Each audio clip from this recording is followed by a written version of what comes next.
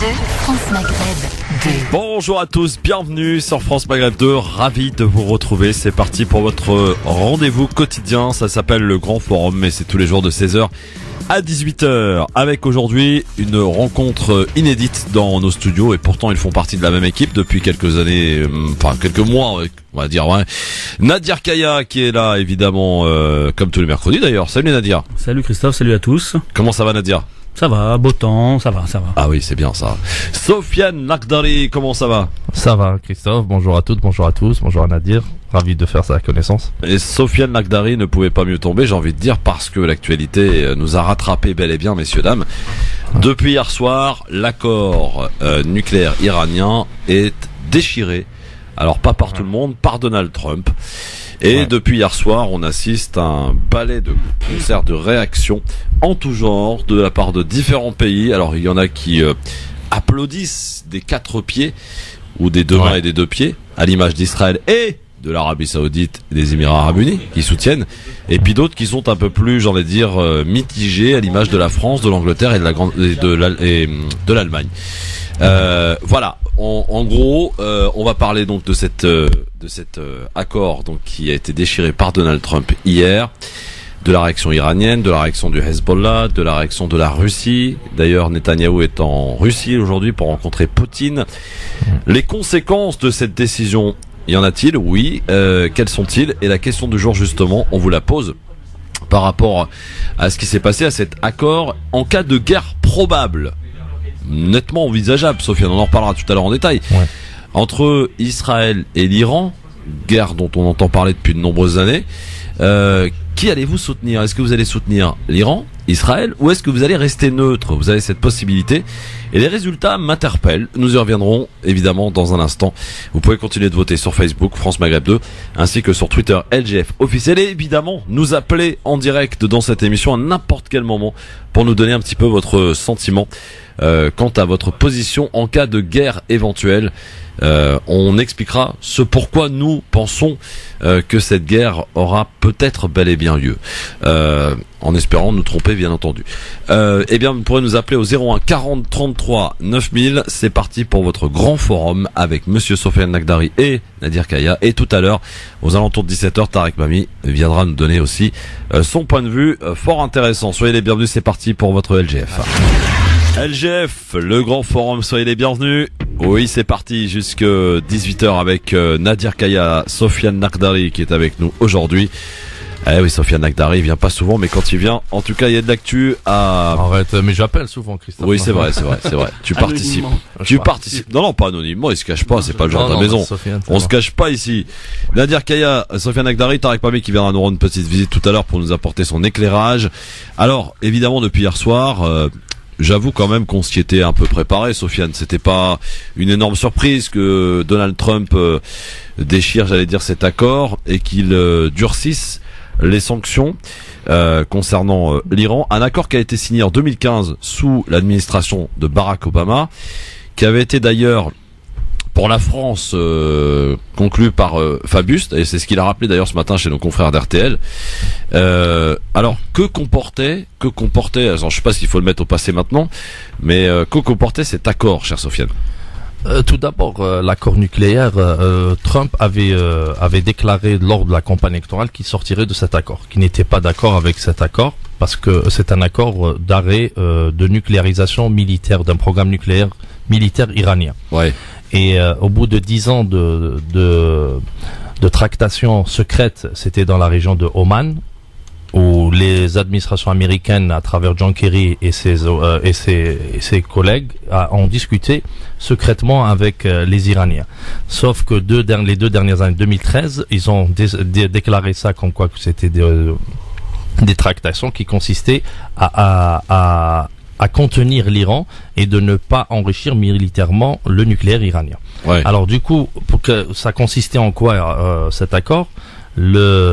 Ça poussait l'Iran en vérité d'arrêter cette nucléarisation par la destruction de 2 centrales nucléaires, par la centrale de Arak par exemple, la destruction de certaines centrifugeuses qui enrichissent l'uranium dans la région de Fordo et de Haraz, et en même temps le transfert de l'uranium enrichi à plus de 20% dans d'autres pays tiers, qui sont la Russie et la Chine en particulier. Ouais.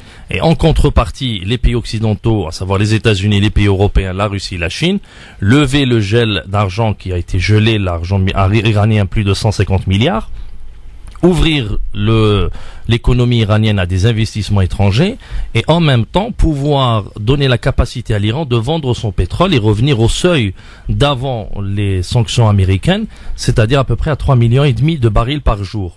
Sauf que, au bout de 2 ans de cet accord, c'est-à-dire depuis 2015, nous constatons que l'Iran, et c'est l'AIEA qui le dit, plus de 11 rapports de l'AIEA disent que l'Iran a parfaitement tenu tous les engagements de cet accord. Par contre, les Américains ont dégelé seulement 10 milliards, les investissements étrangers ne viennent pas vraiment aussi rapidement que souhaité par l'administration de Rouhani, et en même temps, on a vu des pressions de plus en plus sur l'Iran et on a essayé d'ajouter d'autres dossiers sur le dossier nucléaire, à savoir les missiles balistiques et son hégémonie ou bien son influence dans la région. Et aujourd'hui, avec Trump et Netanyahou et Mohammed Ben Salman, on réussit en vérité de non seulement de pousser les États-Unis à sortir de cet accord unilatéralement, ça pouvait ne pas poser de problème, sauf que Trump a déclaré hier qu'il y aurait des sanctions sur toute société qui commercialiserait avec l'Iran. Ouais. Et là, donc là, on pense à des sociétés françaises notamment. En particulier, Total, BNP. BNP qui avait d'ailleurs payé déjà le prix lourd. Presque 10 milliards parce qu'elle a mis du dollar dans l'économie iranienne. Pardon. Peugeot, Renault aussi. Oui, Peugeot, Renault. Mais BNP déjà, elle a été sanctionnée par la loi américaine.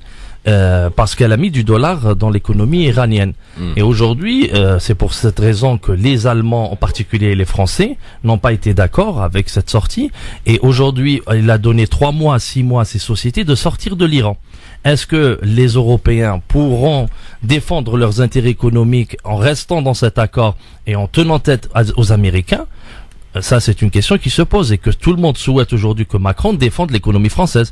Mais est-ce qu'il aura assez de, le courage politique et est-ce qu'il aura un rapport de force avec les Américains de faire durer cet accord? On va en parler évidemment de tout ça. Il était aux alentours de 20h20 hier, heure de Paris, lorsque Donald Trump s'est adressé au monde. I am announcing today that the United States will withdraw from the Iran nuclear deal. In a few moments, I will sign a presidential memorandum to begin reinstating U.S. nuclear sanctions on the Iranian regime. At the heart of the Iran deal was a giant fiction that a murderous regime desired only a peaceful nuclear energy program. Today, we have definitive proof that this Iranian promise was a lie. Donald Trump, hier soir, donc, depuis la Maison-Blanche, pour faire cette annonce attendue, bien sûr. C'était prévu d'ailleurs le 12 mai, si je me souviens bien, Sofiane. Oui, c'était le 12 mai. Après, c'est Trump, imprévisible comme il est, il a avancé au 8 mai, comme quoi que c'est moi qui décide, c'est moi qui met l'agenda qui m'arrange. Voilà, Lynn. En tout cas, est-ce que c'est une décision, Nadir, qui marque un cuisant revers pour les pays européens? Je pense que maintenant ils vont comprendre... France, Allemagne, Grande-Bretagne, je pense à eux. Ouais, maintenant je pense qu'ils vont comprendre à qui ils ont affaire et que c'est toujours la même politique avec les Américains, que ce soit avec Obama ou Trump, même si Obama c'était un peu plus nuancé. Il y a un rapport de force qui s'installe maintenant sérieusement. Et comme le disait Sofiane, maintenant ce qui est intéressant, c'est de savoir comment Macron, lui, qui prétend faire de la politique autrement et être plus vrai dans sa façon de faire. Est-ce qu'il a échoué d'ailleurs pour son voyage qui a eu lieu il y a pas très longtemps, c'était au mois d'avril?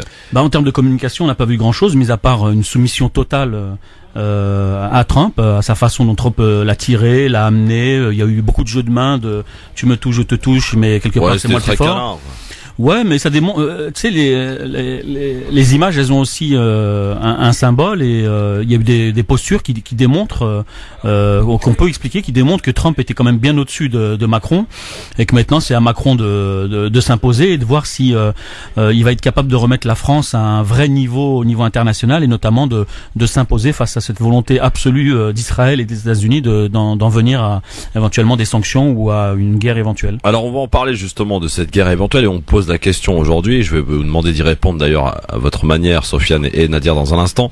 La question est la suivante: est-ce qu'on peut émettre l'hypothèse qu'il pourrait y avoir un affrontement que l'on entend d'ailleurs depuis de nombreuses années entre Israël qui n'a pas cessé de provoquer justement en attendant cette annonce de Donald Trump. On rappelle que pas plus tard que la semaine dernière, ce sont 16 Iraniens qui ont été tués en Syrie.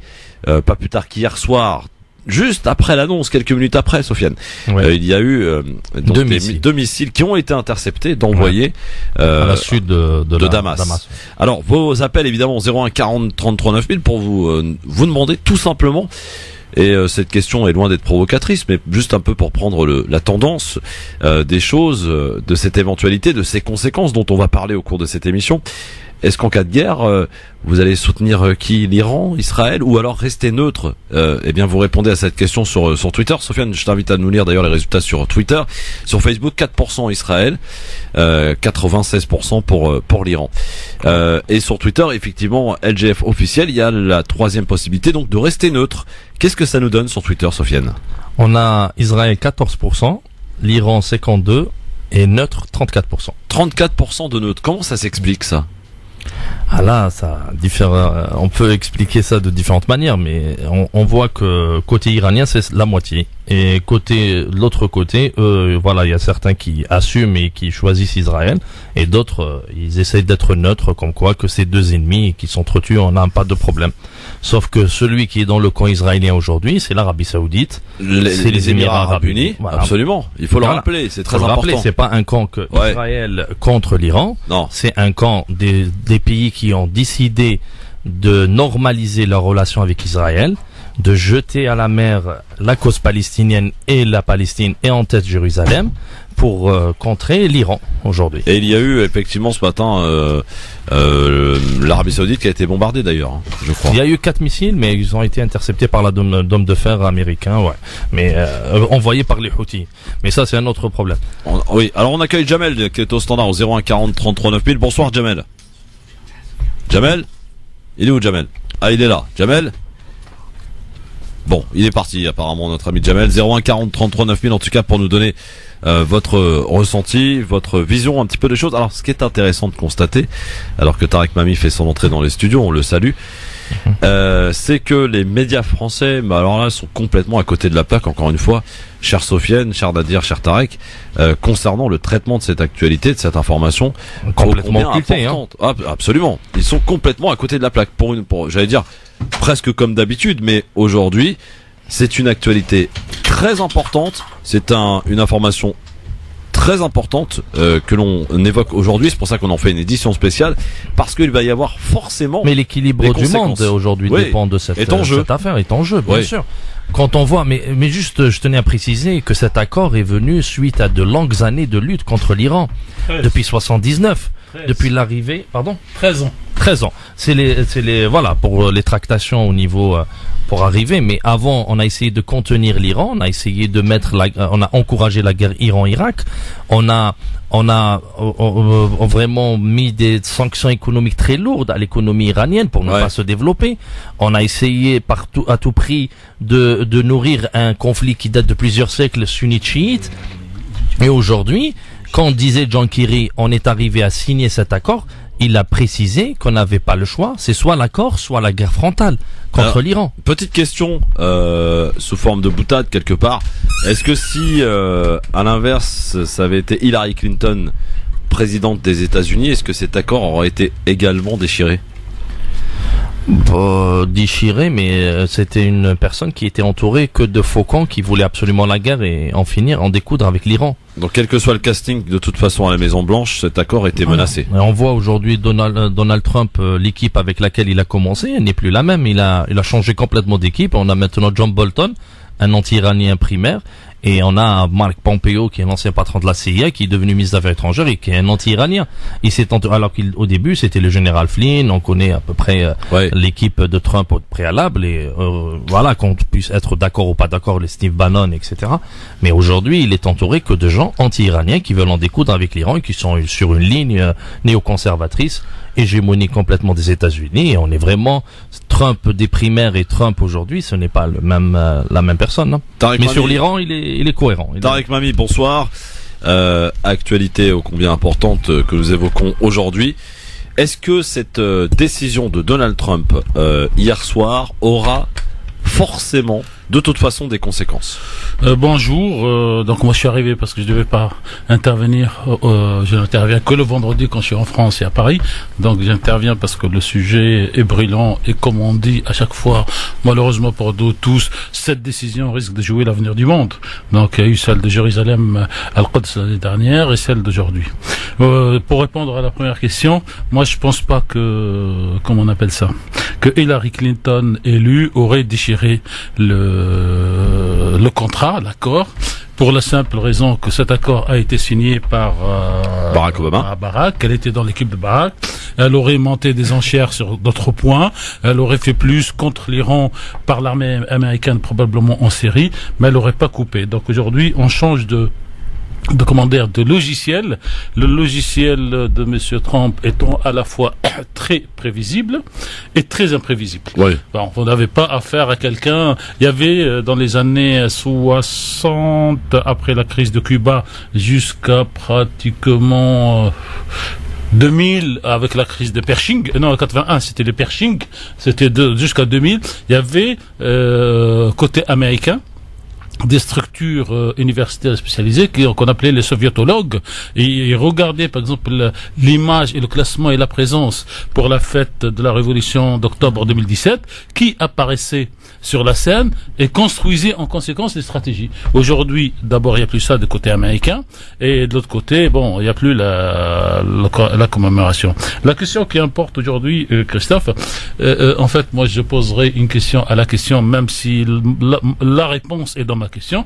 Aujourd'hui, y a-t-il une souveraineté européenne ou pas? Eh ben ça, on va le voir. Non, mais c'est dans tout ça que ça tient. C'est-à-dire, il y a conséquence ou pas face à la résistance européenne. Alors, ce qu'il faut savoir, c'est que le contrat est signé par 5 personnes, plus 1. Oui, le 5 plus 1. Oui, le 1 n'est pas membre du Conseil de sécurité, donc tu le comptes pas, c'est l'Allemagne. Bon, et donc sur les 5, t'as 4 qui restent. Sur les 4, t'as la France, la Grande-Bretagne, qui sont européens. T'as la Chine et la Russie qui sont aujourd'hui les mêmes pays en termes stratégiques. Absolument. Et donc, l'Allemagne et Merkel, réélue aujourd'hui dans des très mauvaises conditions, mais quand même chancelière, va servir de pivot parce que elle s'est imposée au 5 pour devenir 5 plus 1. Aujourd'hui, elle pourrait être celle qui s'impose au 2 pour devenir 2 plus 1. Et donc, aujourd'hui, pour faire simple, l'avenir du monde est détenu par l'Allemagne, cette Allemagne qui a détruit l'avenir du monde en 1939. Regardez le paradoxe de l'histoire quand on fait une analyse entre hier, aujourd'hui et demain. Tarek Mami, je vous pose la question que j'ai posée tout à l'heure à Sofiane El Nadir. Est-ce que Emmanuel Macron, parti rencontrer Donald Trump aux États-Unis au mois d'avril avec cette intention de lui faire changer d'avis, est-ce que pour le coup on est forcé d'admettre qu'il a échoué? Alors, 1, il a échoué. 2, vous pouvez faire une autre analyse sur le président français Macron. Son problème, c'est qu'il n'a pas de bonne solution. Il a 2 mauvaises solutions. Il reste, c'est une mauvaise solution dans ses rapports avec l'Amérique et dans sa vision libérale économique. Il est avec la banque Rothschild, pour faire simple. Business. Il s'en sort, il met son pays en destruction finale. Je vous rappelle juste le livre de Raphaël Liogier sur la chute des anciens empires 1956, la crise de Suez. À cette crise de Suez, 2 pays sont tombés de l'histoire du monde. Les empires qui ont fait 3 siècles de puissance, c'est l'Angleterre et la France. Et de nouveau sont sortis de cette crise, petite crise d'apparence, parce qu'elle concernait quand même un petit canal, ou un canal tout court. Et aujourd'hui, vous avez donc, est-ce que la France va survivre encore un petit peu à son empire de 3 siècles, ou est-ce qu'elle va s'effondrer et qu'on dira, à partir d'aujourd'hui, il n'y a plus que 2 puissances. D'un côté, la Chine et l'URSS, dans les wagons desquels il y a l'Iran, il y a l'Inde, il y a l'Afrique du Sud et il y a la Syrie, même si elle est en pièces détachées. Et de l'autre côté, vous avez les Américains. Et les rapports. Est-ce que pour ajouter le Liban avec le Hezbollah qui vient de remporter les élections? Oui et non. Alors justement, ça j'avais prévu de dire un petit mot pour ne pas trop mélanger la carte géostratégique. Non, mais c'est important, de toute façon, c'est lié. Non, mais c'est qui est complètement complexe. Donc il ne faut pas rajouter des étages dans une émission de radio. Donc on va essayer de les décortiquer. Aujourd'hui, c'est la France qui est au centre du monde.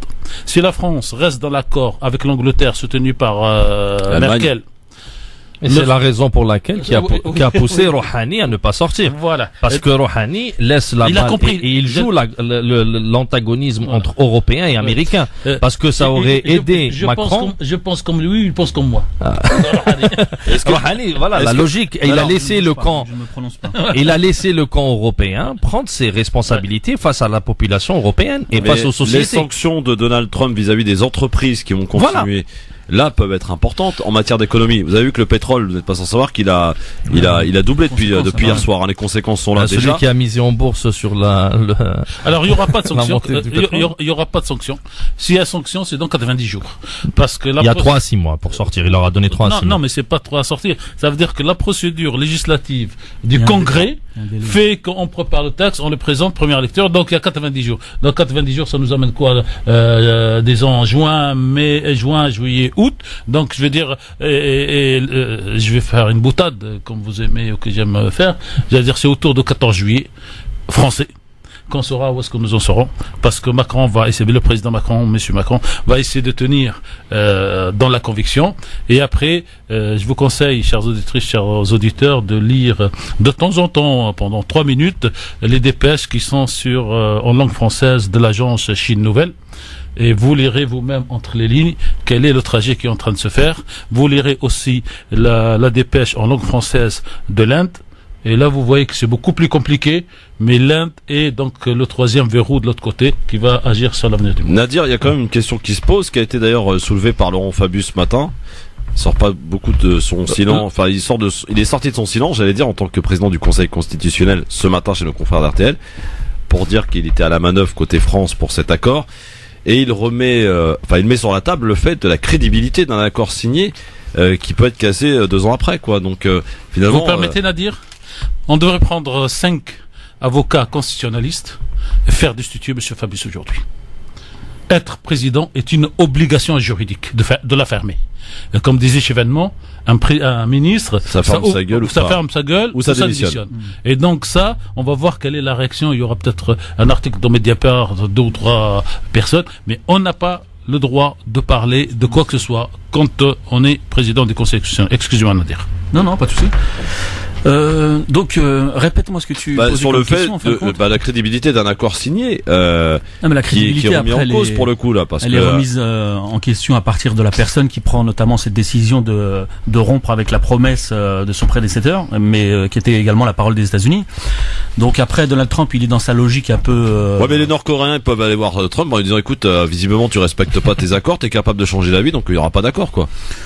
Ouais, Oui. mais bon, je pense qu'il y a une réalité. Il y a une réalité aussi. Beaucoup montrent le torse comme ça face aux Américains, mais après il y a une réalité. Quand tu sais que les Américains sont prêts à déclencher une guerre, je pense que ce soit les Coréens et d'autres, je pense qu'à un moment ils sont vraiment dans la réflexion et de se dire est-ce qu'il faut se positionner comme ça ou d'une autre façon. Et je pense qu'ils sont plus intelligents que ça, donc ils sont aussi dans la mesure de leurs propos, parce que ça peut partir à tout instant. Alors Tarek, il y a 3 pays qui ont applaudi des 2 pieds, des 2 mains cette décision de Donald Trump: Israël, bien sûr, l'Arabie Saoudite et les Émirats Arabes Unis. Et le Bahreïn.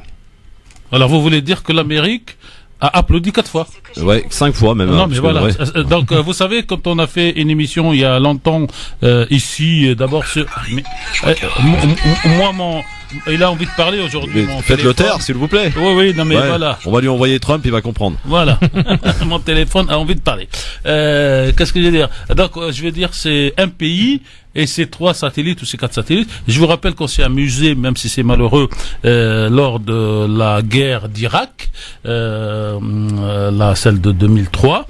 Et quand on a eu la décision de Trump de transférer Jérusalem, la Mossad à Quds, on avait un pays qui s'appelait je sais pas quoi, 3000 habitants, je sais pas si vous vous rappelez, j'ai oublié le nom du pays, cher Christophe, mais c'est 3000 habitants, un tout petit île. Il y avait le Honduras et le Guatemala. Non, mais ça c'est pour d'autres raisons. Vous avez une île de 3000 habitants à côté des États-Unis, et le porte-parole du Pentagone, il dit nous sommes 5 pays, donc dans ces pays, donc ces pays ne comptent pas. En fait, Israël avait déjà soutenu le transfert, Et les 3 autres que vous citez, Bahreïn, l'Arabie Saoudite et tout ça, Les Émirats. c'est dans les conflits palestiniens où ils ne pouvaient pas parler, mais ils approuvaient en douce. Alors, donc, moi- c'est les États-Unis tout seuls pour Moi, j'ai une question à poser, si tu le permets, Christophe. Oui, pose-la, on y à répondra Tarek. après. Oui. Ouais, parce que bon, il est spécialiste, donc moi, je voudrais savoir en tant que Français lambda, qu'est-ce qui lie historiquement Israël aux États-Unis au point aujourd'hui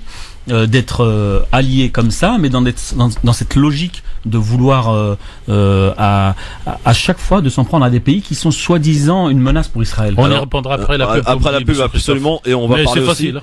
des conséquences et des provocations, parce que ils ont provoqué depuis un petit moment en Israël, notamment en Syrie, pour pousser peut-être Donald Trump à prendre cette décision. On y revient dans un instant sur France Maghreb 2, avec d'ailleurs ces 2 missiles envoyés par Israël hier soir qui ont été interceptés dans la banlieue de Damas. France Maghreb 2. France Maghreb 2. LGF en édition spéciale jusque 18h avec Tarek Mami, s'il vous plaît messieurs, Sofiane Lagdari, parce que ça se poursuit également en antenne la discussion, et Nadir Kayak sont avec nous, et la question que posait Nadir à Tarek et à Sofiane, à savoir comment expliquer ce lien qui est historique maintenant entre les États-Unis et Israël. Alors si je me jette. Alors en fait, il y a 2 liens. Il y a le lien économique. Aujourd'hui, j'allais dire, les Américains de confession ou de culture juive sont des gens qui réussissent énormément et très bien. On peut parler d'un véritable lobby, hein. Non, mais avant d'arriver au lobby, tu Ouais. fais le lobby contre le fric, il est tête. Ouais. Sans fric, sans tête, t'as pas de fric. L'Arabie Saoudite a le fric, elle a pas les têtes, elle a pas de lobby. Ouais. Ok. Donc le premier, c'est un raisonnement économique. La communauté juive américaine de nationalité est très puissante sur le plan financier et sur le plan de la production de nouvelles idées, le Facebook, tout ce que vous avez. Donc c'est une intelligentsia qui ne travaille pas comme beaucoup de peuples sur 3 ans, mais qui travaille pour eux, pour leurs enfants et sur 2-3 générations. C'est une chose extraordinairement bien, parce que le père, quand il a un bébé qui vient de naître, un garçon et une fille, dans la tête du père, la trajectoire de l'enfant est déjà faite. Père Bourdieu appelle ça en France la reproduction sociale. Donc si le père est maître, il va mettre tout ce qu'il a comme argent, tout ce qu'il a comme volonté, pour que son fils ne termine pas maître d'école, mais directeur d'école. Et vous gravez donc les échelons à la fois intellectuels et financiers comme ça. Ça, c'est la première chose. La deuxième chose, donc l'argent permet aux États-Unis légalement, contrairement à la France, de créer ce qu'on appelle le lobby et de s'inscrire dans des chambres avec la profession lobbyiste. D'accord, aussi, Ce qui est aussi ouvertement que ça. Ah non, mais c'est la loi américaine. D'accord, c'est comme ça. Ce qui est interdit en France. Et donc, le lobbyiste, moi, je vais le voir et je lui dis, je veux, il y a une île là, petit truc, mais il y a un bout de terre qui la relie. Moi, combien je te paye pour que tu fasses tout pour obtenir une loi? Donc il y a une transparence assumée. Complètement. Et c'est pour ça, si vous voulez, que quand vous avez la campagne électorale, notamment présidentielle américaine, sénatoriale aussi, vous avez les gens qui donnent ouvertement $1 million, $3 millions, $5 millions, et ce n'est pas une cachotterie. C'est-à-dire, contrairement à ce que nous avons en France comme esprit, c'est pas de la corruption. C'est peut-être de la corruption légalisée, mais je vous fais le chèque, je montre au fisc que je fais mon chèque et c'est légal. Ouais. Et donc c'est cette double démarche, réussite économique, réussite intellectuelle, réussite de production, qui fait que la communauté juive aujourd'hui a un poids, notamment par Hollywood, et puis que ceux qui ne sont pas contents des lobbies israéliens, sionistes, juifs, j'aime pas le mot, eh ben fassent pareil, ils construisent. En France, c'est une autre vision. Et donc quand on a la culture française, on ne comprend pas pourquoi ça marche comme ça. Et aujourd'hui, donc, dans la haute sphère politique américain, vous avez beaucoup de citoyens américains de culture juive, donc pro-israélien, qui influent directement. Vous avez le beau-frère, le mari de la fille du président, et vous avez peut-être quelque chose de beaucoup plus grave, c'est que ce lobby déclaré a pu faire un lien avec un lobby américano-américain catholique, protestant extrémiste, qui croit, lui, qui est antisémite. Mais par essence. Mais la communauté juive s'en fout parce qu'elle sert les mêmes intérêts. Et ces chrétiens considèrent que le jour où on mettra tous les juifs du monde, donc c'est raciste, en Palestine, en Israël, il y a le Messie qui va revenir. Et le Messie, c'est la chrétienté. Il va écraser toutes ces cultures et toutes ces religions. Et eux, ils vont gagner comme ça. Mais expliquer ça en France, c'est très difficile. Représenté par le vice-président américain Mike Pence. Voilà. Et donc ils ont les deux. Ils ont le pro-sioniste et le évangéliste. Et donc en France, quand vous dites ça, on vous prend pour un fou. Parce que notre culture française, et heureusement pour nous, ne fonctionne pas sur ce deux pieds. Sofiane, peut-être quelque chose à rajouter par rapport à ce que dit Tarek pour expliquer ce lien historique qui existe entre Israël et les États-Unis? Non, même ici, on le voit aussi. Le travail qui a été fait aux États-Unis au préalable, aujourd'hui, il est fait en Occident. Aujourd'hui, toute critique vis-à-vis d'Israël, c'est considéré comme de l'antisémitisme. Toute position pro-palestinienne, c'est de l'antisémitisme. Et il y a un travail qui est fait par une intelligentsia qui a accès aux médias mainstream ou bien au niveau des grands journaux, et on leur donne la parole. Et maintenant, ils essayent de formater l'opinion publique, considérer aujourd'hui Israël comme l'avant-garde de l'Occident. Et malheureusement, on arrive à justifier même ces attaques israéliennes vis-à-vis de la Syrie, vis-à-vis de l'Iran, vis-à-vis d'autres pays au passé, par exemple l'Irak. Et comme quoi, ça change un petit peu quand même quand tu regardes même politiquement en France. Mélenchon qui a pu à un moment donné critiquer la politique d'Israël, ou d'autres leaders français qui eux aussi maintenant n'acceptent plus cette vision assez simpliste qui consiste, comme disait Sofiane, à être pour ou contre, et si tu es contre, tu es antisémite déclaré. Je pense qu'aujourd'hui même les Français n'acceptent plus cette façon de voir les choses assez binaires, et qui nous laissent pas. Et on a un exemple à dire là dernièrement, la manifestation où tous les représentants de la République, c'est-à-dire des élus qui ont appelé à manifester contre la dame juive qui a été Mireille Knoll. On a vu le président du CRIF dire telle personne ne peuvent pas venir. Pourquoi? Parce qu'ils sont critiques. Sélectionnés. Pourquoi? Parce que c'est des gens qui critiquent la politique de Netanyahou, qui est de l'extrême droite. Ne nous éloignons pas trop, si vous permettez, messieurs. Juste on a ouvert une petite parenthèse. Petite parenthèse qu'on referme tout de suite, parce que il faut revenir à ce qui s'est passé hier. Les conséquences de cette décision, on est nombreux à penser qu'elles peuvent avoir des conséquences dramatiques. Beaucoup d'ailleurs parlent et pas des moins sérieux, des gens très sérieux et très éclairés parlent de la possibilité. D'ailleurs, le président Macron, a parlé de guerre. Ah ouais, il a parlé de guerre, le président Macron. Alors, est-ce qu'il faut en avoir peur? Est-ce qu'il faut la craindre? Et d'après vous, mon cher Sofiane, pour répondre en premier, comment vous voyez un petit peu les choses? Comment ça va se passer? Peut-être plusieurs scénarios s'offrent à nous. Oui, pour le moment, juste pour dire que cet accord, c'était pas un non-respect des Iraniens, c'était une décision unilatérale des Américains de sortir de cet accord, qui est très important. L'Iran a respecté l'intégralité des exigences de l'opinion internationale, c'est-à-dire des pays signataires, et elle a respecté. Il y a 11 rapports de l'AIEA qui relatent ça. Deuxième chose, aujourd'hui les États-Unis, en poussant l'Iran dans des négociations qui vont absolument pas être acceptées, parce que l'Iran aussi, il y a un camp conservateur et un camp réformateur. Aujourd'hui, Rouhani, venir à son opinion publique et dire que je vais renégocier pour que on n'ait plus d'influence dans les pays de la région, en Irak, en Syrie, on a vu comment ils ont soutenu le régime de Bachar el-Assad pour que la Syrie ne tombe pas entre les mains des fondamentalistes islamistes. Et on a vu comment elle soutient le Hezbollah, qui a pu libérer un territoire libanais, le sud du Liban, et survivre à une guerre qui a été enclenchée en 2006 par Israël. Aujourd'hui, les Iraniens ne pouvaient pas leur dire que vous vous arrêtez et votre influence dans la région va s'arrêter, alors qu'on envoie aujourd'hui à 5000 km des soldats français en Syrie. C'est impossible que vous puissiez. Et en même temps, on leur dit qu'aujourd'hui, les missiles balistiques, vous devez arrêter. Et les Iraniens ne vont absolument pas accepter. C'est les missiles balistiques qui peuvent atteindre aujourd'hui des pays qui la menacent clairement. Et on a entendu Donald Trump et Benjamin Netanyahu appeler à un changement de régime. C'est impossible. Les scénarios, Sofiane. Les scénarios, les conséquences. Les scénarios, pour le moment, on a entendu Hassan Nasrallah il y a 4-5 jours où il a parlé. La guerre par proxy est finie. Et aujourd'hui, on a une guerre par les responsables, c'est-à-dire les responsables numéro 1, savoir les États-Unis et Israël. Aujourd'hui, où le terrain, où pas mal de spécialistes vous disent, il y aura une confrontation israélo-iranienne en Syrie. Est-ce que ça va rester qu'en Syrie? Elle a déjà un peu commencé quelque part, parce que voilà, ils ont tué pas mal d'Iraniens, parce qu'aujourd'hui l'Iran, ce qu'elle essaye de faire, c'est d'encercler Israël. Elle a encerclé par le nord, par le Hezbollah. On a par la Jordanie, par une cellule dormante, que par pas mal de Palestiniens. On sait que 80-90% de la population jordanienne est palestinienne, et ces Palestiniens ne vont pas laisser Jérusalem et leur terre entre les mains des Israéliens. Et vous avez en même temps, elle essaye de faire des bases militaires dans le Golan, et chose que Israël ne veut absolument pas.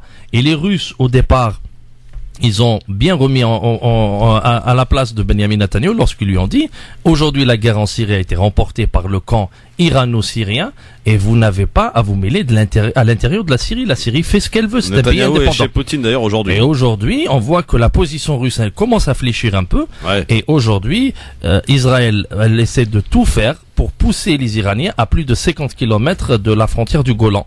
Et le bras de fer, il est là. Est-ce qu'il y aura une capacité des Iraniens à installer des bases militaires ou des missiles qui pourront atteindre n'importe quelle position israélienne, ou bien non? C'est ça, le conflit, il est là. Non, mais si on peut rajouter un mot. Oui, les scénarios. Sur les scénarios.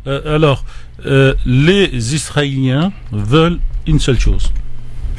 C'est attaquer les Iraniens en Syrie. Ouais. Pour que les Iraniens réagissent en bombardant les territoires palestiniens occupés et pas occupés. Pour qu'ils appellent au secours l'armée américaine, et pour qu'il y ait, j'allais dire, une destruction de l'armée iranienne en Syrie pour que les pertes se retirent. Ça, c'est un scénario de rêve pour les Israéliens qui ne peut pas avoir lieu. Pourquoi? Parce que les Israéliens, d'abord, les Iraniens ne reçoivent pas d'ordre, contrairement, il faut le dire clairement, contrairement au régime syrien. Les Iraniens ne reçoivent pas d'ordre de la Russie et de Poutine. Ils sont installés de manière à ce qu'ils sont complètement autonomes. Ils travaillent avec le gouvernement, mais quand leur propre intérêt, comme tout peuple, va apparaître, ils n'attendront ils ont l'autonomie et l'indépendance. Ils n'attendront ni les ordres de Poutine, ni les ordres de Bachar. Deuxième élément.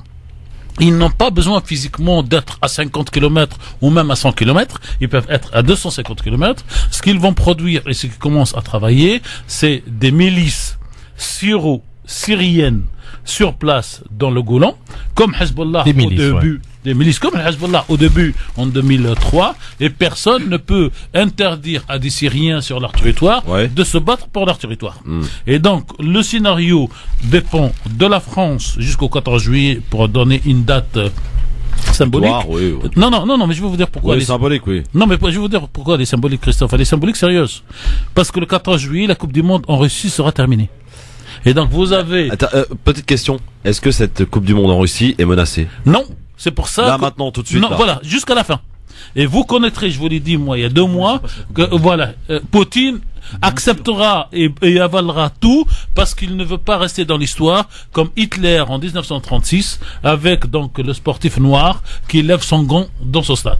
Donc il va tout laisser passer. Le lendemain, donc autour du 14 juillet français et du 14 juillet reçu, on viendra, même si on est en vacances peut-être les uns et les autres, on viendra tous faire une mission spéciale à la première prise de position réelle de M. Poutine, que ce soit sur cette histoire, que ce soit sur Al-Quds, que ce soit sur plusieurs dossiers sur l'Ukraine. Et vous savez, Poutine, c'est simple. Ils font ça, et lui, le lendemain, il rentre, il récupère jusqu'à la frontière polonaise de tous les territoires.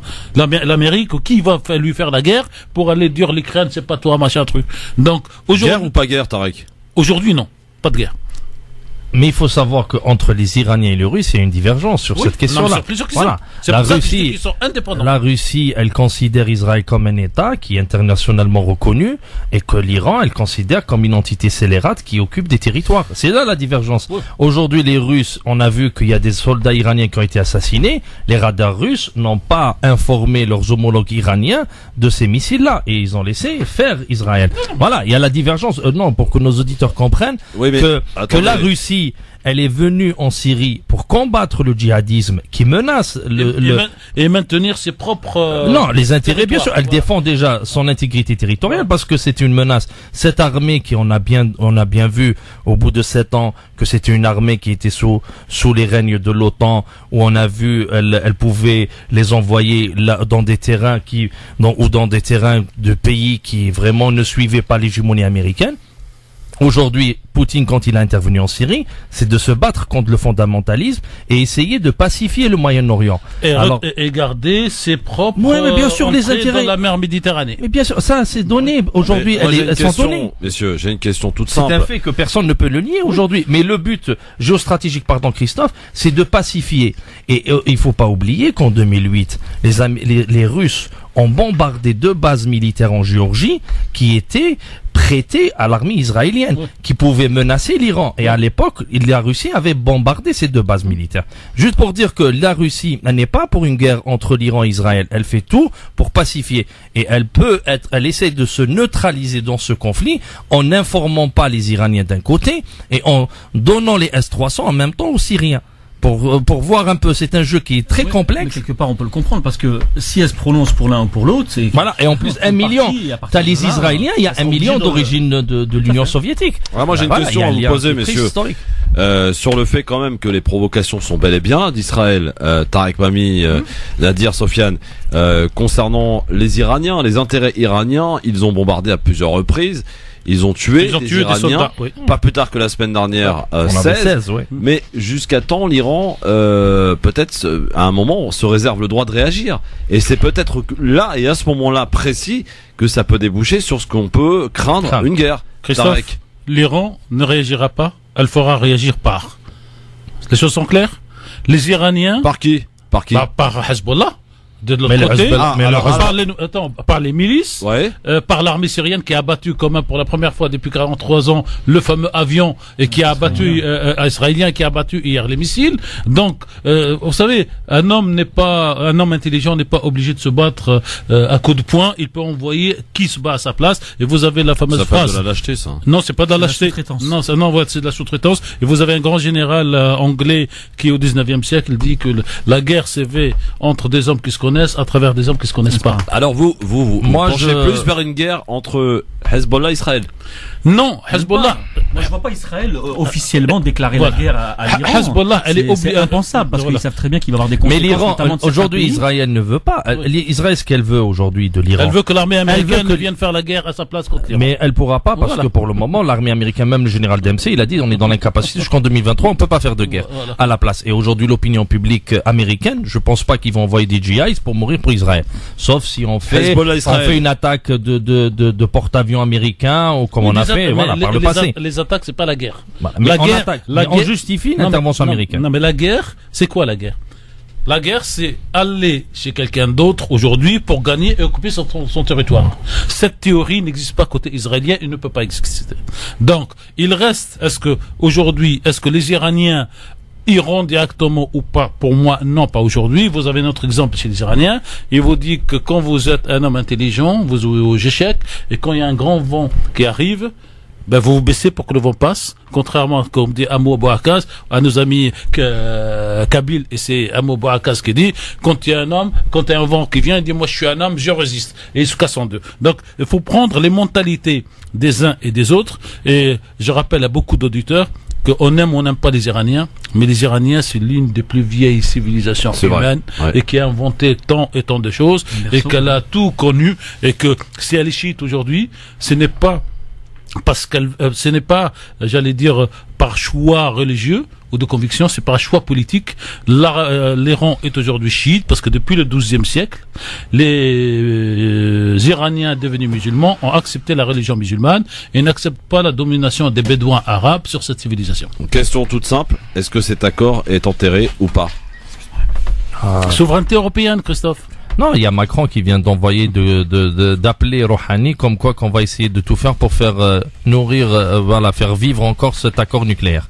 Mais je pense, il y a une volonté, c'est vrai, de le sauver. Mais est-ce que, très sincèrement, en regardant très objectivement les choses, sérieusement, est-ce que cet accord est viable aujourd'hui? Est-ce qu'il va perdurer? Avec les sanctions américaines à l'encontre des sociétés étrangères qui commercialisent avec l'Iran, je doute fort que ces sociétés européennes puissent résister. Et on a le meilleur exemple, BNP Paribas. Qui a payé cher. Non, mais c'est pour ça que je vous explique, moi, que c'est une question de souveraineté politique et économique européenne. C'est-à-dire, soit que les Européens à trois en clair. Hein, c'est les Français, les Allemands Et les Anglais. Non, les Anglais sont plus européens. Oui, Terminé. non. Voilà. Donc Encore, ils le sont encore. Hein. non, mais ils ne sont pas. Ils sont sortis de trucs, donc ils sont plus dans les décisions. Donc est-ce que les Allemands et la France peuvent tenir pour avoir le soutien de l'Italie qui est acquise, l'Espagne qui ne sait pas où est-ce qu'il dort puisqu'il n'y aura pas des élections, qu'il n'y a plus rien, pour dire aujourd'hui c'est une opportunité pour construire une souveraineté et la fameuse armée ou pas. Donc tout dépend aujourd'hui de la France et de l'Allemagne. Un accord plus large, c'est ce qu'on entend depuis ce matin. Non. Ils Il n'y en a ont pas travaillé. possible. Il n'y en aura pas. On Un a dit accord que plus large. pour l'accord Il y en plus a pas. large, il faut rajouter deux éléments. Ouais. L'hégémonie iranienne ou bien son influence dans la région, c'est impossible. Et les missiles balistiques, c'est impossible. Voilà. C'est vraiment. Donc, est-ce qu'un président d'un pays peut dire à son peuple, Voilà. aujourd'hui, on nous oblige à rester juste dans nos petites frontières, et qu'on lève la tête, on nous donne un coup. Et Non. surtout quand on voit ce qui s'est passé en Irak et en Syrie. Non, pire que ça. Il y a même- Et le ministre des Affaires étrangères iranien, il a dit, nous ne serons pas un nouveau Pakistan, qui a la bombe nucléaire, mais dont il a donné les clés aux Américains. En tout cas, il y a eu beaucoup de réactions et vous savez qui a été le premier à réagir hier soir, alors, si je ne me trompe, si je ne m'abuse, ça a été Netanyahou. Oui. Voilà. Dans la seconde qui Dans suit, la pour seconde, reprendre, voilà, il s'était pour reprendre les mêmes propos, ça se voit que c'est bien. Ils se sont téléphonés, il dit voilà mon texte. Mais tu écris- finalement, tu bien écris sûr. le peuple israélien et là pour le peuple Mais américain. après avoir fait une scène théâtrale une semaine auparavant, comme quoi que le Mossad avait pris plus de 100 000 documents, qui dataient, voilà, et la réponse, et la meilleure réponse c'était celle de John Kerry, disant c'est pour cette raison, pour tous ces éléments, on a signé l'accord nucléaire, c'est pour éviter que l'Iran se nucléarise. Et aujourd'hui, ils vont pousser, et on a bien vu Poutine déclarer que Donald Trump pourra être le père de la bombe atomique nucléaire iranienne. Messieurs, question toute simple encore. C'est trop simple vos questions, cher ouais, Christophe, bah, aujourd'hui. écoutez, on essaye de faire simple. Vous refaites la géostratégie du monde avec des questions simples. Et surtout dans un monde Pour essayer de très comprendre. complexe. Non, mais pour essayer de complexe. comprendre auprès du grand public, parce qu'il faut pas compter sur les grandes chaînes historiques mainstream pour nous informer. On est complètement, voilà, alors là, pour le coup. Alors, Non, on juste parle hier- de faits divers, malheureusement. juste hier, j'ai zappé. Ouais. En fait, il y avait une chaîne qui passait un truc sur le foot en direct. C'est CNews.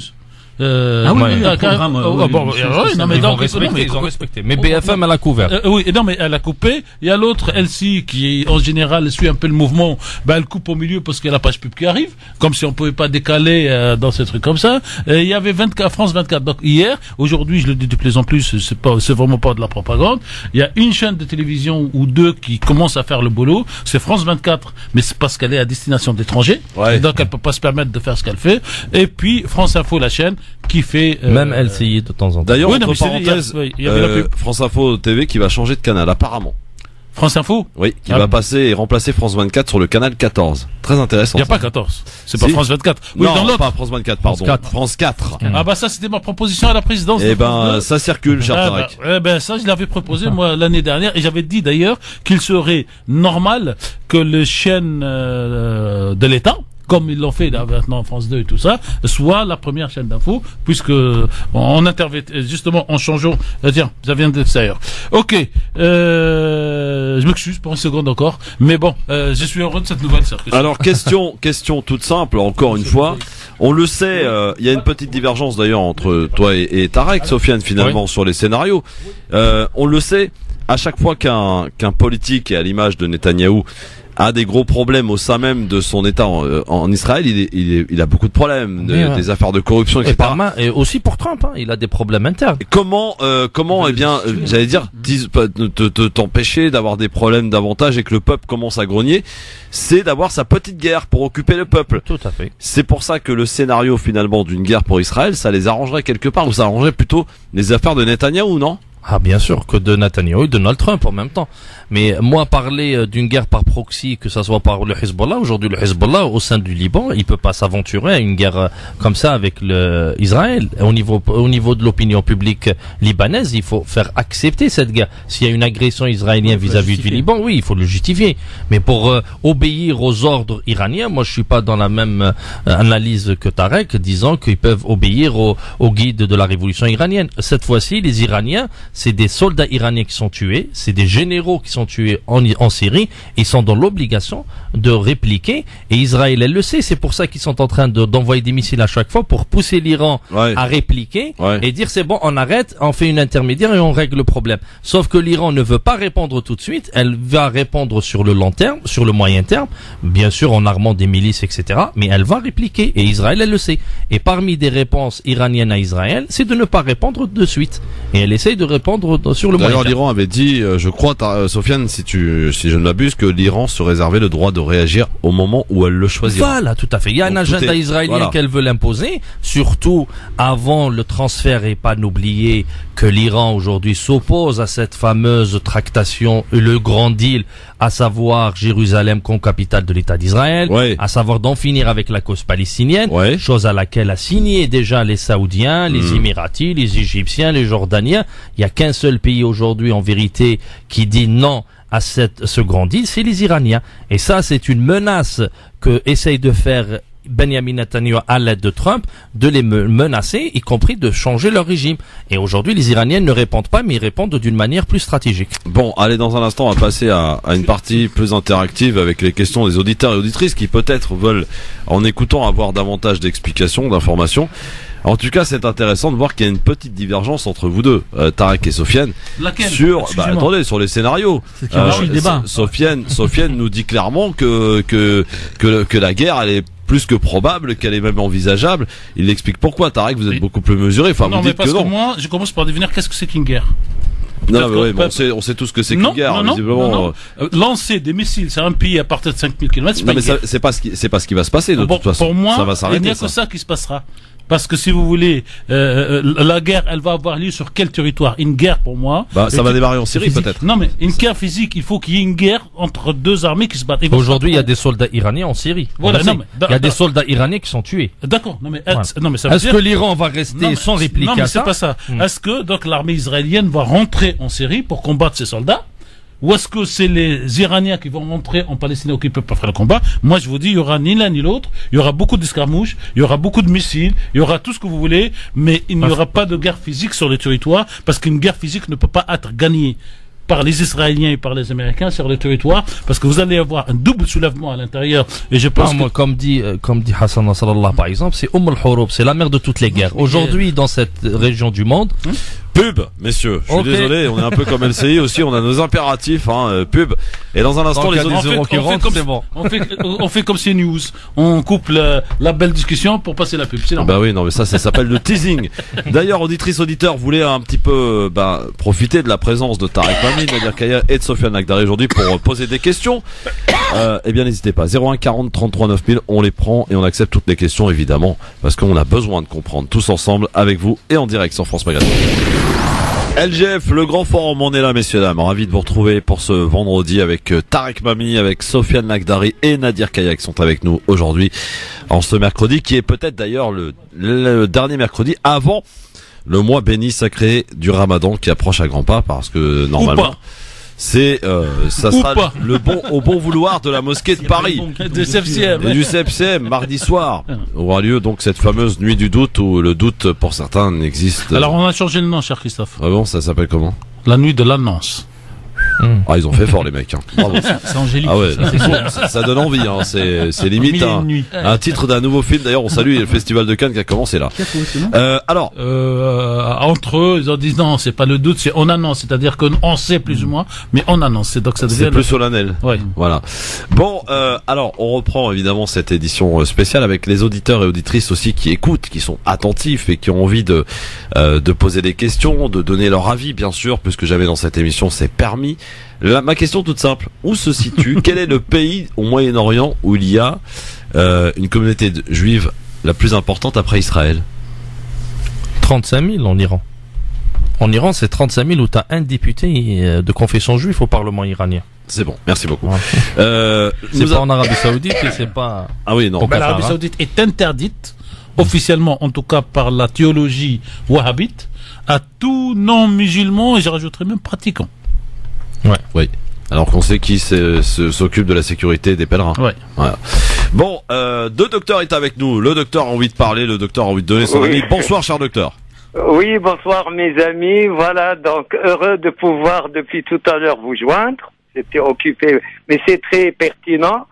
Mes chers amis, Monsieur Tariq Mami, on se voit depuis la guerre d'Irak, ici Bagdad. Monsieur Al-Akhdar Ibrahim. Sofiane Al-Akhdar Ibrahim. L'Akhdar Ibrahim, excusez-moi.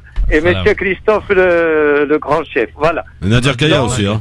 Nadir Kaya aussi, il est là, docteur. Vous l'avez oublié, là. Monsieur Nadir, oh là là, parce que c'est dans l'émotion. Bon, excusez-moi, toujours les émotions. Faut faire attention à son cœur. Voilà.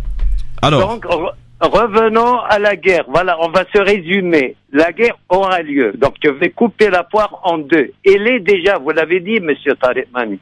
La guerre a lieu entre les Iraniens et les Israéliens intermédiaires en Syrie même. Donc, là, par contre, par lâcheté des Iraniens et des Israéliens, ils vont pas se taper l'un sur l'autre parce que c'est catastrophe pour Israël et Iran et les troupes américaines au nord de la Syrie. Il y aura des kamikazes chiites, chiites, irakiens, là, qui, en pleine élection, qui vont c'est vraiment, il veut se sauver d'ailleurs, monsieur Trump, depuis 2 mois, de là-bas. Là, ils le savent, les stratèges américains.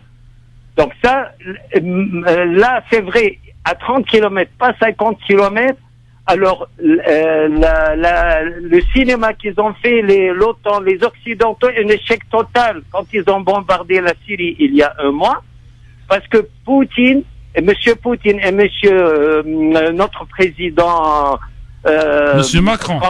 Monsieur Macron, merci. Voilà, donc il lui a dit un seul blessé de l'armée syrienne, un seul blessé de l'armée russe, c'est la fin. Les avions, d'ailleurs, le disent, les stratèges français. Dans toutes les émissions, à 1000 km, ils ont tapé des missiles. Et moi, au début, on a pensé que c'était une propagande syrienne. On a l'habitude du régime ou ses prédécesseurs. 70 missiles ont été interceptés et tapés dans la mer ou en Syrie même. Et le ministre de la Défense russe les a montrés il y a 15 jours, 20 jours. Ça, c'est... Donc, 30, et c'était des bases qui étaient vidées. Donc, ils ont juste tapé les murs. Voilà. Maintenant, Israël est parti, Monsieur Netanyahou, vous l'avez dit, depuis ce midi. Il est à Moscou. Il est parti voir Poutine. C'est important, sa visite. C'est la 3e fois en moins de 2 ans. Pardon? C'est la 3e fois en moins de 2 ans. Au moins de, eh bien, tout à fait. C'est-à-dire, les Iraniens, maintenant, ça, ils sont installés pour de bon. Et les Russes ont laissé faire. Et les Russes sont là depuis les années 47. Oui. En Syrie. Ça, on a discuté depuis Staline. Oui. Renouveler. Maintenant, Poutine, il fait la finale depuis la finale de M. Hariri en 2005. Exact. Il est revenu pour de bon. La personne, même l'opposition, les plus intégristes, n'est pas d'accord et devant le fait accompli. Laisse faire. Donc, c'est terminé. Maintenant, qu'est-ce qui se passe maintenant? C'est que les Russes, les Israéliens, ils demandent aux Russes de ne pas faire le coup qu'ils ont déjà fait il y a 1 mois aux Occidentaux quand ils ont tapé la Syrie. C'est-à-dire maintenant dire aux Iraniens exactement l'heure et les trajectoires de leurs missiles quand ils tombent. Ça va être catastrophe pour les Israéliens en Syrie. Voilà à peu près ça. Je pense qu'il y aura d'ici, comme il a dit M. Tariq Mami, je le joins vite, juillet-août, des petites guerres entre les Iraniens et les Israéliens, malheureusement de nouveau en Syrie, ni en Israël, ni en Iran. Oui. Voilà. Merci docteur. Alors, avant de continuer de prendre des auditeurs et de leurs questions, parlons quand même de ce qui est une mauvaise nouvelle pour Israël, c'est les élections législatives au Liban. Avec le Hezbollah qui l'a emporté. Oui. On peut le dire. Oui. Alors, pour des raisons confessionnelles, le Premier ministre conserverait son poste. C'est pour des raisons constitutionnelles. Oui, constitutionnelles, oui, parce qu'on rappelle que le Premier ministre doit être un musulman sunnite. Oui. Voilà. Et alors, c'est évidemment pas une bonne nouvelle. Le Hezbollah dans tout ça, évidemment, qui ne cache pas, qui est pro-iranien de toute façon. Il a été créé par l'Iran. Voilà, on est plus que pro, effectivement. Mais alors, le Hezbollah dans tout ça, quelle est la meilleure stratégie que semble adopter ou que va adopter Nasrallah pour le coup? Tiens, Sofiane, pour le coup, pour cette question, le Hezbollah, est-ce qu'il va avoir un rôle prépondérant dans cette, on on va pas appeler ça une guerre, mais dans cette confrontation à distance. Oui, le rôle de Hezbollah, il est clair. Aujourd'hui, moi, ce que je vois que aujourd'hui, il y a des pays qui sont sur la ligne saoudienne, saoudo-égyptien, si vous voulez, saoudo-émirati, c'est de liquider la cause palestinienne et de finir avec Jérusalem. Et vous avez des pays ou des organisations qui ne sont pas d'accord. À leur tête, l'Iran, le Hezbollah, la Syrie, l'Irak et les Houthis au niveau du Yémen. Il y a des pays qui ne sont pas d'accord. On peut parler de l'Algérie peut-être, mais elle n'est pas impliquée directement. On a vu dernièrement l'alliance entre le Maroc et certains pays, l'alliance entre le Maroc et l'Arabie Saoudite, d'en finir avec les relations iraniennes. Moi, je pense que, voilà, il y a un camp contre un camp. Comment ils vont attaquer, comment ils vont répliquer, tout dépend de... Et ça peut aller très vite ou il va falloir attendre effectivement ces dates qu'annonçait Tarek tout à l'heure. La poudrière, elle est là. Août. Là, la poudrière, elle est là. L'étincelle, on attend juste l'étincelle. C'est que personne ne peut contenir. Après, vous pouvez commencer par des missiles ou tuer un soldat iranien en Syrie. Vous pouvez répliquer en tuant 2-3 soldats. Ça peut aller vite, hein. Ça peut aller très vite. Ouais. Aujourd'hui, vous avez des soldats européens qui sont en Syrie. On a entendu même des soldats tchèques qui sont à l'est de l'Euphrate. Donald Trump qui appelle les Émiratis, les Qatariens, les Saoudiens à envoyer leurs troupes pour remplacer les troupes américaines, alors qu'on sait qu'il y a des services secrets, il y a des hauts gradés qui sont déjà en Syrie. On a par exemple, entre parenthèses, dernièrement, une tractation entre le Qatar et les Syriens pour récupérer de hauts gradés qataris qui étaient dans la Ghouta, qu'ils ont pu récupérer. C'est pour ça qu'on a eu un accord dans la banlieue de Homs, pour dire que tous les éléments d'une guerre totale sont là. Il suffit d'avoir l'étincelle. D'avoir l'étincelle, effectivement. Et quelle sera l'étincelle, on sait pas. Et moi, je reste toujours perplexe, toujours la même question. C'est quoi guerre et physiquement où? Oui, non, mais là, tant qu'on n'a pas répondu à ces deux questions-là. À partir du moment où tu auras des soldats israéliens qui vont mourir, il y aura une réponse israélienne. Où? En Syrie. En Syrie. Bon. Mais et donc, est-ce qu'on peut appeler ça une guerre entre l'Iran et la Syrie? C'est une guerre par procuration, alors. Non, mais donc l'Iran, à 5000 km de l'autre côté, elle risque rien. Mais aujourd'hui, on a vu la menace de Trump, c'est de changer de régime. C'est qu'il peut transférer cette guerre en Iran. Alors, vous savez, aujourd'hui, vous avez une ancienne, vieille, nouvelle conviction. Les peuples attaqués de l'extérieur acceptent leurs propres oppresseurs, mais pas les oppresseurs qui viennent de l'extérieur. L'expérience de, comment on appelle ça, de l'Irak va voir aujourd'hui les gens qui étaient pro-américains en 2003. Qu'est-ce qu'ils pensent de l'occupation américaine? Moi, la question qui m'interroge, sur laquelle je réfléchis beaucoup, Sofiane, et je n'ai pas encore, en dehors de la vision confessionnelle, je n'ai pas de réponse, c'est les Américains sont venus libérer, entre guillemets, le peuple irakien. Et ce peuple irakien libéré, non mais c'est pour ça, libéré, et ce peuple irakien libéré par les Américains, contrairement aux Français, contrairement à tous les peuples qui ont été libérés, entre guillemets, par les Américains, se retournent contre celui qui le libère. Pour moi, c'est ça la question intellectuelle et philosophique pour essayer de comprendre. C'est-à-dire, on a vu un petit échantillon avec BHL qui a voulu aller en Libye la 3e année et les mecs lui disent si tu arrives, on te tue, on t'arrête. Et comme il est courageux, il l'a pas été. Et ce peuple irakien qui s'est débarrassé d'un vrai dictateur, donc Saddam, et qui aujourd'hui a repris plus d'hostilité contre les Américains que un peu, pas trop. Non, mais je peux vous dire, non, mais assister. On a encore 10 000 soldats américains qui sont en Irak. Non, je parle pas de ça. Écoutez. Oui, l'hostilité de l'opinion publique. C'est clair. Après avoir détruit, et dans l'Assemblée irakienne. Bon, c'est extraordinaire quand même. Non, il y a des pro-américains en Irak que c'est scandaleux. Parce qu'il faut savoir que déjà la constitution irakienne actuelle a été écrite par voilà, ils l'ont pas changé, c'est déjà un bon signe de Paul Bremer. Voilà, si on est vraiment anti-américain, on commence par destituer cette constitution et se faire sa propre constitution. Ça va venir avec ces élections. Pas pour le moment. Non, mais vous verrez dans 15 jours. Je suis très pessimiste. Vous verrez bien. Bon, c'est pas pour Abadi, mais vous aviez les Kurdes qui étaient donc le clou dans la tête des Irakiens. Et ce clou est plus ou moins quand même assoupli avec la juste entre parenthèses de Barzani père. Juste entre parenthèses, les Kurdes irakiens, lorsque Daesh a pris naissance à la ville de Mossoul et commencé à s'étendre en allant vers la ville de Erbil, le premier pays à protéger cette région, c'était les Iraniens. Chose qu'on évite de dire souvent. Alors on va accueillir Joseph qui est avec nous. 01 40 33 9000. Bonsoir Joseph. Bonsoir Christophe, bonsoir à tous les invités. Bonsoir Joseph. Bonsoir. Je vous appelle parce que je vois un peu le film, il est très clair. Pourquoi? Parce qu'il n'y aura pas de guerre entre Israël et l'Iran. Il n'y aura jamais de guerre, je pense. tout ce qui se passe là, c'est Israël, elle est en train de chauffer les Américains, entre parenthèses, les Américains l'adorent ça. C'est une étape très importante sur les chemins de normaliser la relation avec les pays arabes. C'est tout ce que cherche Israël. Côté américain, il cherche aussi chauffer l'ambiance pour pomper les pays arabes au niveau de tout ce qu'on vend comme des armes pour eux. Mais finalement, il n'y aura pas de guerre. Pourquoi? Parce que les Iraniens ils sont très, très intelligents et très malins. Et les Iraniens aussi. Chacun de les deux. Et c'est bien quand est-ce qu'il va s'arrêter.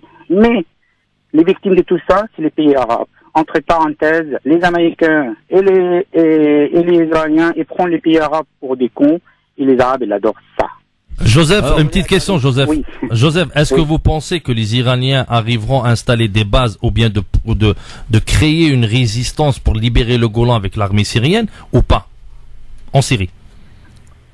Non. Les Iraniens arriveront à créer parce que c'est ça qui fait peur à Israël, c'est de créer comme une forme de milice syro-iranienne afin de libérer le Golan. Est-ce que les Iraniens pourront atteindre ce statut? Je vais vous dire, Israël, vous dites que ça fait peur Israël. Israël, il n'a pas peur de qu'est-ce qu'ils font les Iraniens. Parce que les Iraniens, regardez bien l'histoire. Les Pakistanais, quand ils ont eu les bombes atomiques à l'époque, tous les pays arabes, tous les musulmans, ils étaient contents. Oh, ça y est, on a les bombes atomiques, on va bombarder Israël, on va faire ci, ça. Non, l'Iranien, même demain, les bombes atomiques, même, ils ne vont rien faire pour Israël. Ils ont plus intelligents. Mais vous m'avez pas répondu, hein. Les deux. Pardon? Vous m'avez pas répondu. Non. Mettre une base, votre question, parce que la base, est-ce qu'il y aura des bases iraniennes en Syrie ou pas? Excusez-moi, votre question, ça se pose pas parce que votre question, vous dites, Israël, il a peur. Non, Israël n'a pas peur. Elle bombarde, elle est en train de tuer, voilà. Elle est en train de pleurer dans toutes les chaumières au niveau aujourd'hui. Netanyahou le dit, il est parti pleurer chez Poutine, disant, il faut pas qu'il y ait des bases iraniennes en Syrie. C'est des paroles dans son film, c'est tout.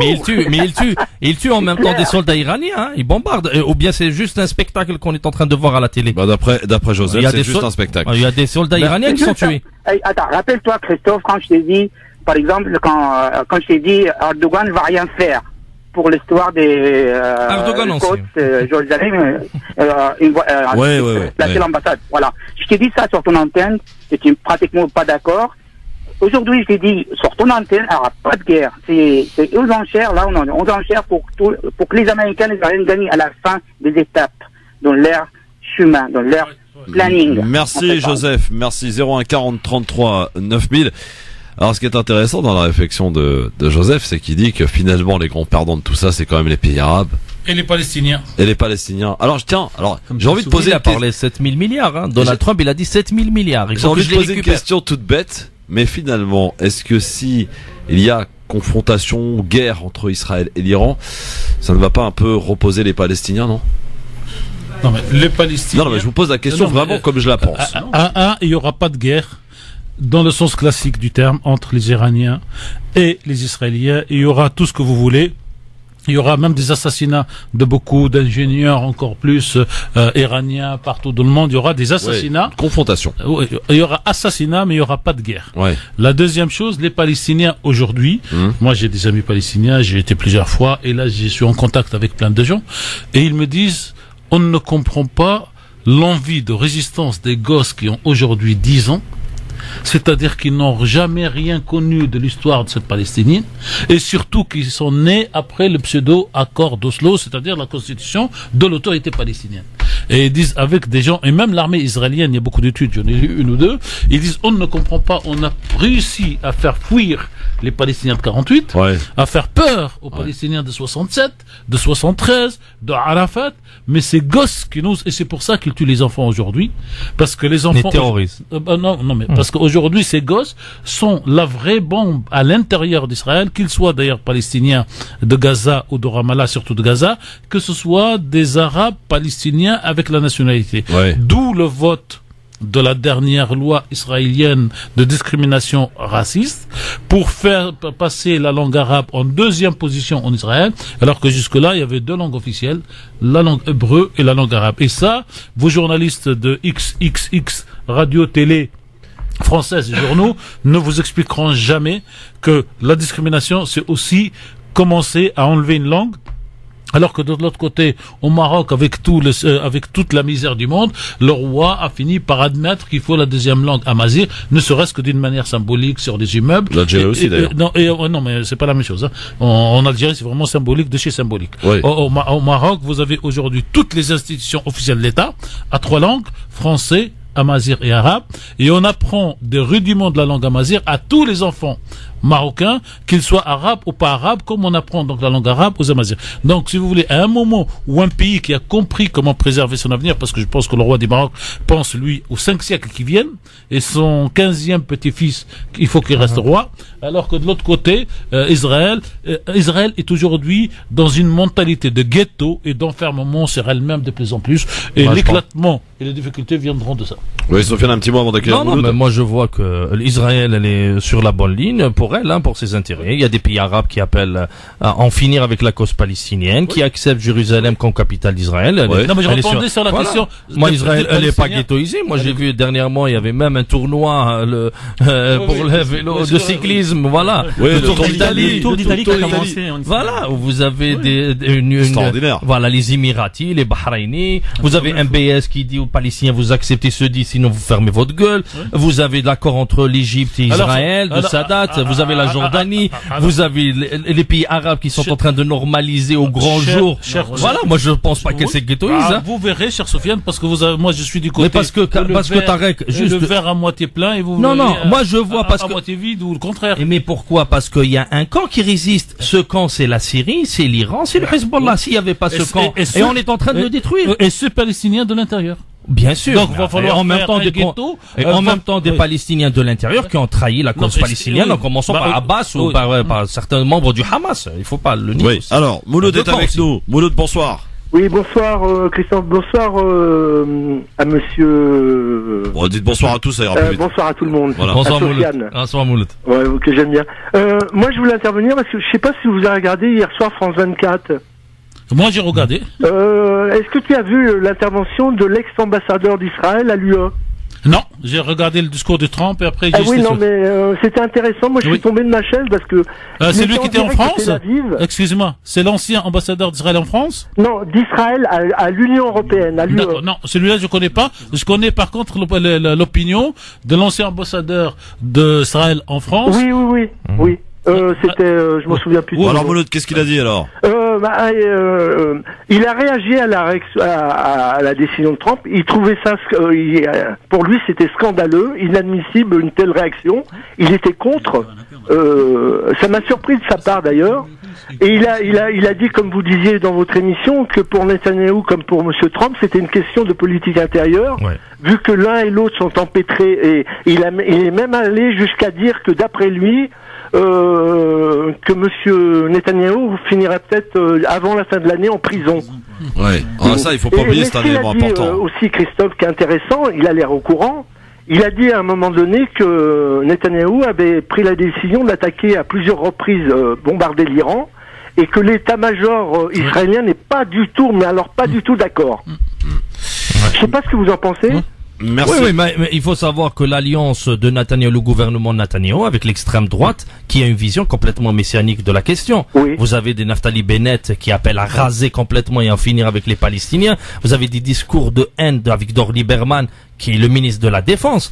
Vous avez des gens qui ont une vision messianique. Et de la ministre de la Culture. Et la ministre de la Culture. C'est-à-dire, vous avez un gouvernement de droite et d'extrême droite. Et quand vous avez des anciens ambassadeurs sûrement c'est des gens des travaillistes. Vous l'avez entendu hier, moi j'étais surpris de son discours. Hein. Non, même à l'intérieur d'Israël. Par exemple, moi j'ai vu le débat sur E24 News lorsque Netanyahou a présenté les documents. Le premier journaliste à avoir répondu disant qu'il n'a apporté aucun élément qui condamne l'Iran, c'est-à-dire à l'intérieur même d'Israël, ils ne veulent pas de guerre. L'ambassadeur en a parlé à un moment donné, il a dit que les preuves, il n'y en avait pas. Il n'y en avait pas. Et venant d'un ex-ambassadeur d'Israël. Oui, ça se voit qu'il y a une opposition. Donc, c'est intéressant il savait de quoi il parlait. Mais moi, avant de vous laisser, je voulais vous poser la question. Dans toute cette histoire, on n'a pas entendu quelle est la position de Monsieur Erdogan. Alors, Voilà je répondrai pas à votre question Erdogan, parce qu'elle est superbe. Erdogan, pour le moment, il dit Il que nos fanfaronne ou pas, sociétés... Non, il ne fanfaronne pas. Erdogan aussi, il a anticipé les élections pour le mois de juin, alors que c'était prévu 24 bien juin. après. Ouais. Et Erdogan C'était a eu dans un le an. courage de dire nos sociétés ne quitteront pas l'Iran, c'est-à-dire plus de 10 milliards d'échanges. Aujourd'hui, vous avez le Qatar aussi qui déclare appel au dialogue entre l'Iran pour sauvegarder cet accord nucléaire. Chose qui est vraiment, on peut voir des choses qui peuvent se développer aujourd'hui au Qatar et en Turquie. Il faut pas voilà, fermer l'œil de ce côté-là. Merci Mouloud. Christophe, Oui. une dernière chose, Rapide. monsieur Mamie a dit une chose très intéressante, et pour moi, je le rejoindrai là-dessus, c'est qu'il y a la Coupe du Monde en Russie qui arrive, et l'Iran est qualifié, les États-Unis vont jouer aussi, et à mon avis, le fait qu'il y ait la Coupe du Monde, s'il se passe quelque chose, ça sera après.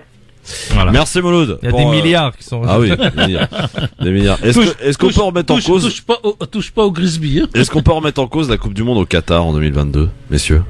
Jouons celle-là, cher Christophe, au ce qui nous mais concerne. d'accord. Non, mais je jouerai Si si est-ce Benzema qu'elle ne est- joue toujours pas pour l'équipe de France. Voilà. Non mais ça tu peux oublier Benzema. Tant qu'il y aura Didier Deschamps, il n'y aura pas de Benzema.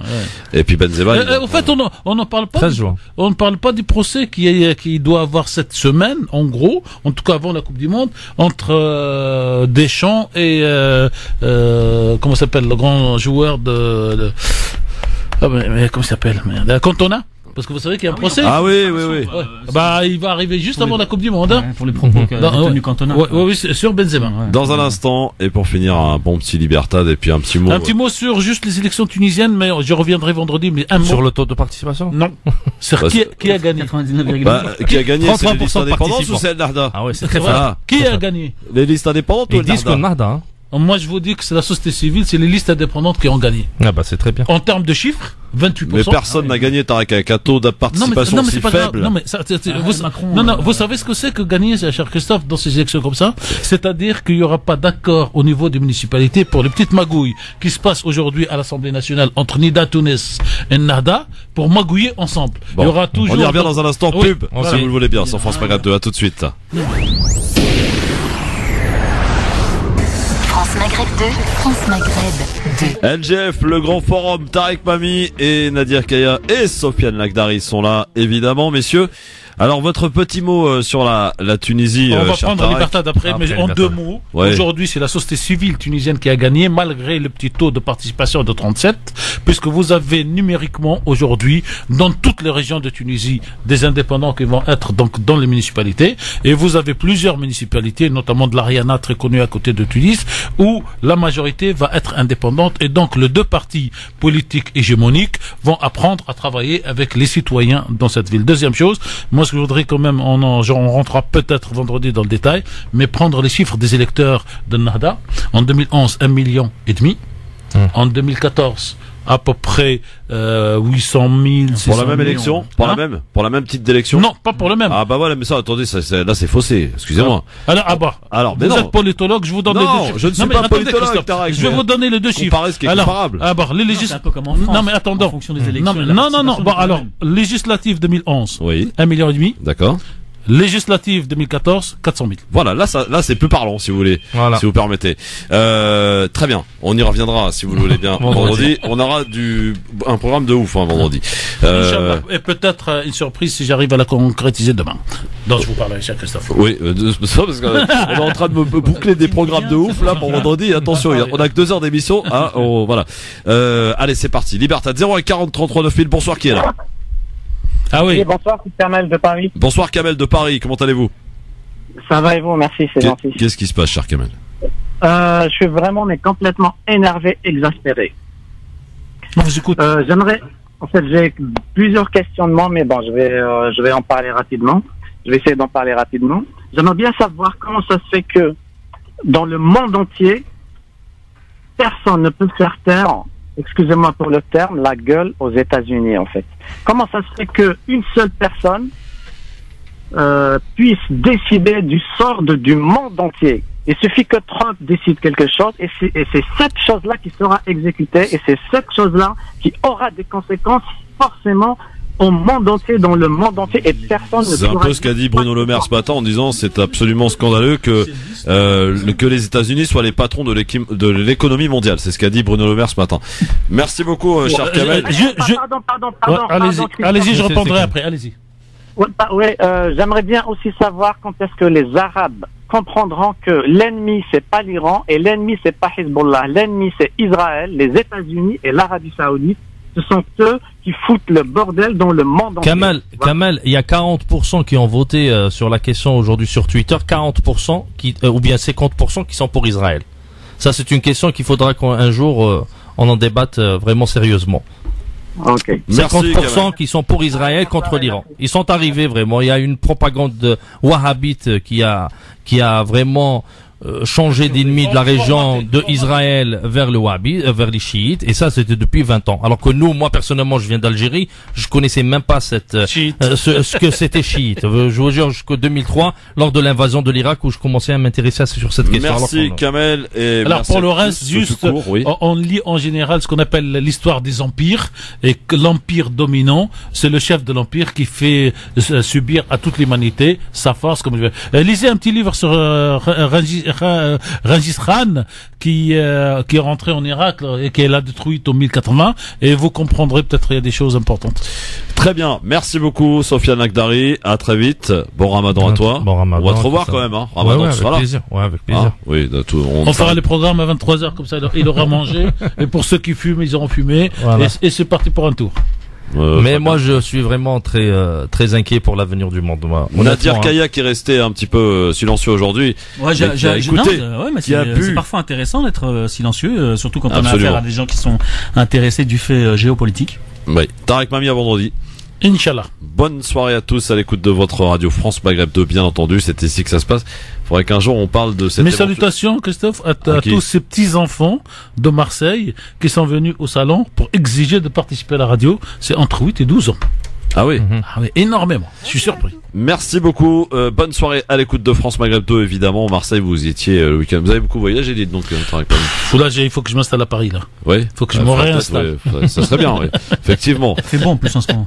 Oui, il fait bon plutôt en ce moment, absolument. Mais qu'il fasse un peu moins chaud pour le Ramadan, ce serait parfait. Le Ramadan qui commencera la semaine prochaine. Alors, j'aime à redire et à expliquer que selon le calcul astronomique, c'est le 16 mai pour le premier jour. Ça, c'est indiscutable. Pour les autres, eh bien, le suspense reste entier puisqu'il s'agira de déterminer s'il s'agit du 16 ou du 17. C'est la nuit de l'annonce. Oui. C'est comme ça que ça s'appelle. Et puis vous aurez quelques spots à partir peut-être vendredi ou lundi qui vous annoncera la date du Ramadan, cher Christophe. Ah oui. Très bien. Bon, eh ben, écoutez, restez branchés France Maghreb 2. Service, info, musique, divertissement. France Maghreb 2. France Maghreb 2. France Maghreb 2, service, info, musique, divertissement. France Maghreb 2. France Maghreb